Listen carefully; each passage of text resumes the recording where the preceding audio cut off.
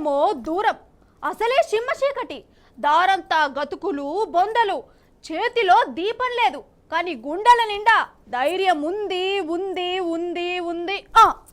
వామ్మో, ఇంకా జరసేపు అయితే నాకే పూనకాలు వచ్చేటట్టున్నాయి కదా అన్నట్టు. ఇక నేను ఎవరి గురించి చెప్తున్నానో, మన బుజ్జట్లకు ఎవరిని పట్టుకొచ్చిన్నో మీకు సెపరేట్గా చెప్పవలసిన పని లేదు కదా. సినిమా సమాజ్ అయింది కదా.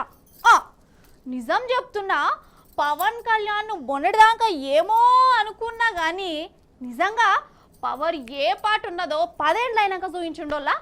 గంగ చంద్రముఖి లెక్క మారినట్టు ఇక పవన్ కళ్యాణ్ కూడా మొత్తం రాజకీయం లీడర్ లెక్కనే మారిపోయింది అనుకోవాలి.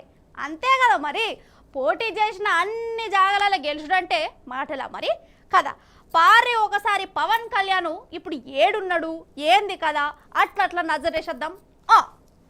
అయితే పవన్ అన్న అటు ఆంధ్రాలో ధూమ్ధామ్ గా గెలిచిండు కదా.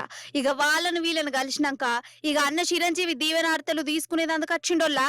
నేను చెప్పుడు కాదు గాని అగ చూడురి మీరే చిరంజీవి ఇంటికాడేమైందో.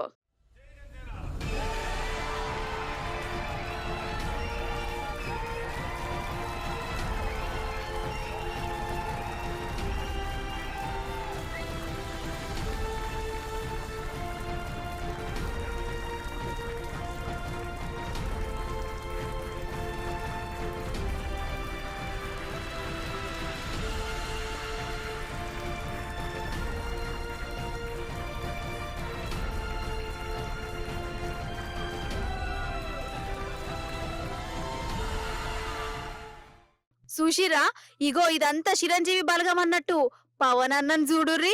తల్లికి అన్నకు వదినకు కాళ్ళు మొక్కి దీవెనార్తలు తీసుకున్నాడు. ఇంట్లో కూడా ఒక సంబరపడుతుర్రా అసలు కాదా మరి. ఒకటా రెండా 10 ఏండ్లు ఒక్కడే కాళ్ళకు బల్పాలు కట్టుకొని ఒక్కడే గిర్ర గిర్ర తిరిగిండు. పోటీ చేసిన అన్ని జాగాలలో పార్టీని గెలిపించిండు అన్నట్టు. ఈడ మీరు ఇంకోటి చూడాలి, ఇట్లా పొడుగున్నాడు చూడు, ఈయననే పవన్ అన్న పెద్ద కొడుకు అఖిరానందను. అయితే పవన్ అన్న గెలిచినాక ఇంటామను పెద్ద కొడుకుని ఎంబడి పెట్టుకొని తిరుగుతుండు కదా. అటు చంద్రబాబు సార్ కాడికి పెద్ద కొడుకుని దోలుకొనే పోయిండు, దీవెనార్తులు ఇప్పించిండు.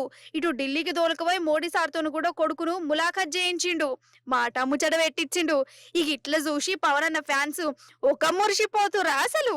కొడుకును కూడా రాజకీయంలోకి దేవాలే, పార్టీలో ఉన్న యూత్ పిల్లగాండ్లకు పెబ్బని చేస్తే ఒక చిత్తం అవుతుందని చెప్పుకుంటురట.